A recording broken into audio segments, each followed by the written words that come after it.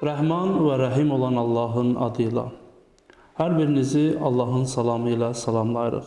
Allah Teala bu mübarək Ramazan ayında oruz ibadətlərinizi qəbul eləsin. Bugünkü söhbətimizdə oruz ibadətinin dərəcələri haqqında danışacağıq. Bilirik ki, mübarək Ramazan ayında hər bir müsəlmana vacib olan oruz ibadəti vardır. Təbii ki, bu oruz ibadətini hər bir kəs fərqli təfəkkürlə başa düşə bilər. Əxlaq kitablarında isə oruz ibadəti 3 dərəcə olaraq bölünmüşdür. Birinci dərəcə ümumi oruz, ikinci dərəcə xüsusi oruz, üçüncü dərəcə isə ən xüsusi oruz olaraq qeyd olunmuşdur. Ümumi oruz deyəndə biz nə başa düşürük? Ümumi oruz deyəndə insanın fiqh kitablarında, şəriət kitablarında orucu batil edən, orucu pozan şeylərdən çəkinməsi nəzərdə tutulur. Yəni bu mərhələdə insan yemək, içmək və digər orucu pozan şeylərdən uzaq durmalı və bu şeyləri yerinə yetirməməlidir. Əgər bu şeyləri yerinə yetirdiyi təqdirdə orucu batil olmuş hesab olunur. Bəzən bu orucu biz zahiri oruc olaraq da başa düşə bilərik və yaxud da orucun şəkili olaraq biz başa düşə bilərik. Yəni bu birinci ümumi oruc orucun şəkli olaraq qiymətləndirilə bilər. Sanki bir heykəldir. Bu heykəl orucdur, amma canı yoxdur, hərəkəti yoxdur. Çünki orucun birinci dərəcəsi sayılır, birinci mərtəbəsi sayılır. Sadəcə gördüyümüz onun forması olur. Bu mərhələni hətta bəzi əxlaq kitablarında, bəzi hədislərə biz baxanda biz görürük ki, bu orucu həqiqi oruc hesab edilmir bəzi hədislərin çıxarışında.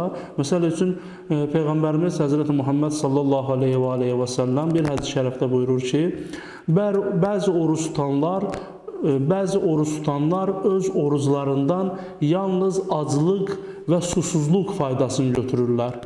Yəni, onlara qalan ancaq acılığın faydası olur və yaxud da susuzluğun faydası olur. Həzrəti Əli əleyhissalamdan bir hədis şərəfdə buyurulur ki, nə çox oruç tutan vardır ki, ona orucdan acılıq və susuzluqdan başqa bir şey qalmır. Yəni bu mərhələdə insan yalnız orucu batil edən şəriət kitabında qeyd edilen məsələlərdən çəkinir. Bu birinci mərhələ hesab olunur. İkinci mərhələ isə xüsusi oruz deyə adlandırılır.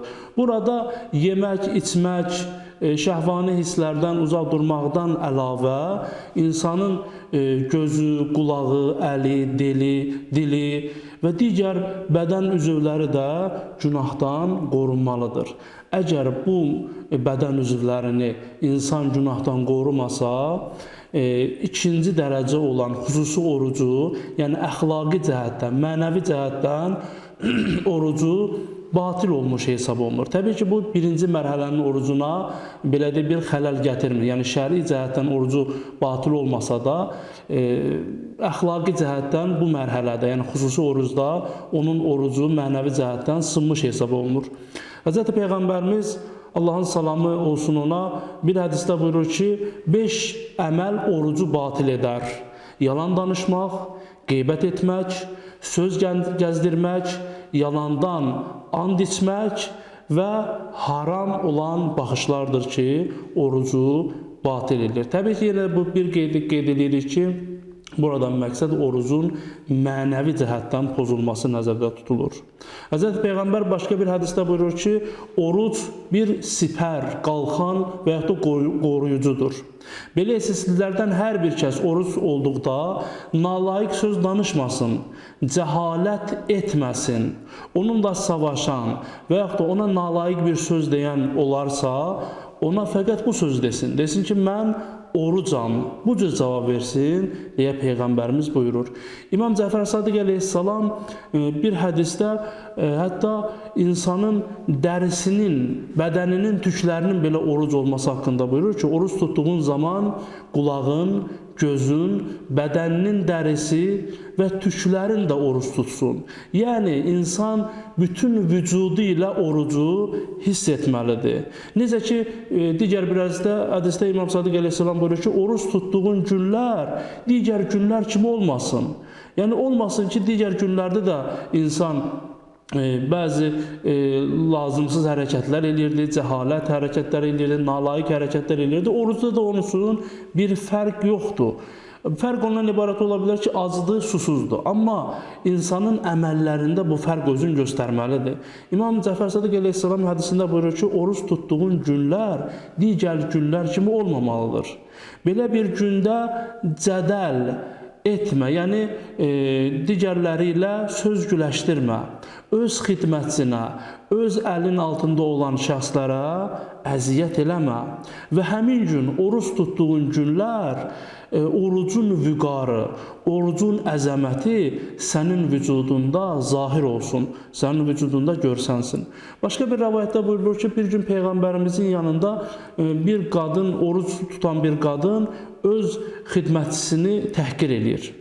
Belə bir hal baş verdiyi halda Peyğəmbərimiz bir qab gətirir, o qadının qarşısına qoyur və buyurur, deyir ki, ye. Həmin şəxs deyir ki, qadın deyir ki, mən oruç tutmuşam. Peyğəmbərimiz buyurur ki, sən öz xidmətçini söyüşlə söydüyün halda necə oruc ola bilərsən? Oruc yalnız yeməkdən və içməkdən qorunmaqla həyata keçmir. Təbii ki, buradan məqsəd Peyğəmbərimizin onun orucunu, zahiri orucunu astırmaq deyildi ki, qabı gətirir, qoyur qarşısına ki, bu qidadan ye. Peyğəmbərimizin buradan məqsədi o idi ki, həmin şəxsə başa salsın ki, insan oruc tutarkən təkcə acılıq və susuzluqdan əlavə bütün bədən üzvlərində də bunu hiss etdirməlidir. Gözünə də nəzarət eləməlidir, qulağına da nəzarət eləməlidir, dilinə də nəzarət eləməlidir ki, bunları haramdan uzaq tutsun. Hətta başqa bir hədisdə qeyd olunur ki, Peyğəmbərimizdən hədis var ki, buyurur ki, hər kim Ramazan ayında belə deyək, dilinə nəzarət eləyərsə, qulağını, gözünü, şəhvətini və bütün bədən üzvlərini Allahın razılığı üçün yalandan, haramdan, qeybətdən qoruyarsa, Allah o şəxsi özünə yaxın qərar verər və dostlarının məqamı ilə bir yerdə qərar verər həmin şəxs. Və biz bu mərhələdə görürük ki, insan birinci mərhələdən daha üst səviyyə mərhələdir. Birinci mərhələdə necə ki, aclıq və susuzluq və digər şəriət kitablarında qeyd olunan əməllərdən çəkinirdisə, burada əlavə olaraq bədən üzvləri də haramlardan çəkinməlidir. Və nəhayət üçüncü dərəcə ən xüsusi dərəcə hesab olunur. Ən xüsusi dərəcə Allah dostlarının, Allaha ən yaxın olan bəndələrin orucudur ki, həmin şəxslər Allahın qəlbinə Allahdan başqasını daxil etmir oruc olduğu zaman. Fikrinə və zehninə heç bir günahı gətirmir. Heç bir günah eləmə qəsdi olmur həmin şəxsdə. Necə ki, Peyğəmbərimizdən hədis var ki, Əl-qalbu hərəmullah, qəlb Allahın hərəmidir və davamında buyurur ki, Allahın hərəmi olduğuna görə ora Allahdan qeyrisini daxil etməyin. Həmin şəxslər də Allahın xüsusi sevdiyi, Allaha xas olan bəndələr həmin oruc olduğu halda daha da diqqətli olurlar ki, qəlblərinə Allahdan qeyrisini daxil eləməsinlər. Baxın, biz Ramazan ayının birinci gününün duasında belə bir dua eləyirik. Allahummə cəal siyami fihi siyaməs saimin. İlahi, Ramazan ayında mənim orucumu həqiqi oruc tutanların orucundan qərar ver. Deməli, biz bu duada başa düşürük ki, bir oruc var, bir də həqiqi oruc var. Həqiqi oruç tutanların orucu var. Ramazan ayının ilə ilk günündən bizim bu duamız bu olur ki, ilahi, bizim orucumuzu həqiqi oruç tutanların orucundan qərar ver. Belə bir halda Allah Teala demək, Allahın sevimli qulları var.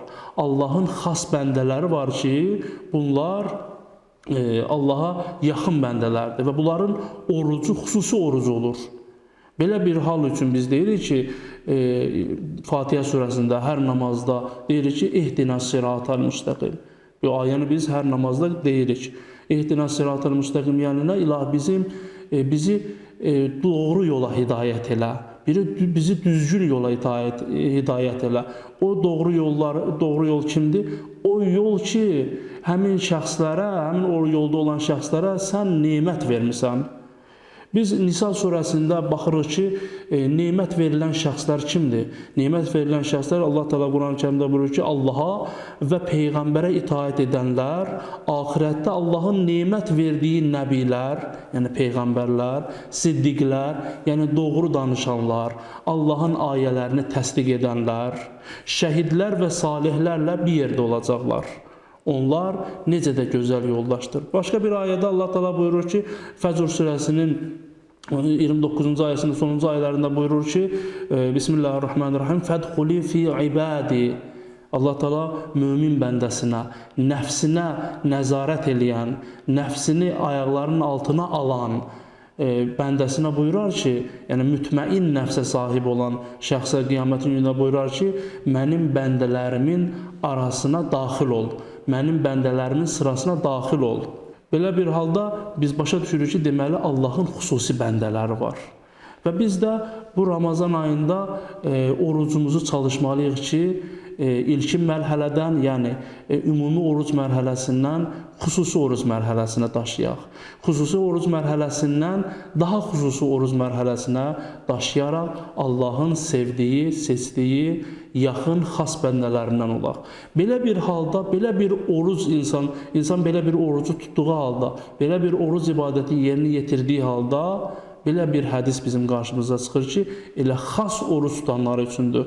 Allah Teala bir hədis qüdsüdə Allah Teala buyurur ki, oruc mənim üçündür, oruc mənə məxsusdur və onun mükafatını da mən verəcəyəm. Hətta bəzən bunu bu cürdə tərcümə edirlər ki, orucun mükafatı elə mən özüməm deyə tərcümə də olunur. Yəni, insan əgər xüsusi oruc tutarsa, o şəri məsələlərə də əməl eləyərsə, ondan əlavə bədən üzvlərinə də nəzarət eləyərsə, ondan əlavə bədən üzvlərindən də əlavə qəlbinə də nəzarət eləyərsə, qəlbini də Allahdan qeyrilərindən saxlayarsa, kənarlaşdırarsa, o zaman Allahın xas orucunu tutar və belə bir halda Allah deyər ki, onun mükafatını özüm verəcəm və onun mükafatı və yaxud da onun mükafatı elə mən özüməm. Bu mübarək Ramazan günlərində, Ramazan ayının günlərində duamız bu olsun ki, Allah Teala bizləri ümumi orucdan xüsusi oruca, xüsusi orucdan daha xüsusi oruca yetişən şəxslərdən qərar versin. Allah Teala bu mübarək ayda ibadətlərimizi, dualarımızı, xüsusilə oruclarımızı qəbul eləsin. Allah hər birinizdən razı olsun inşallah.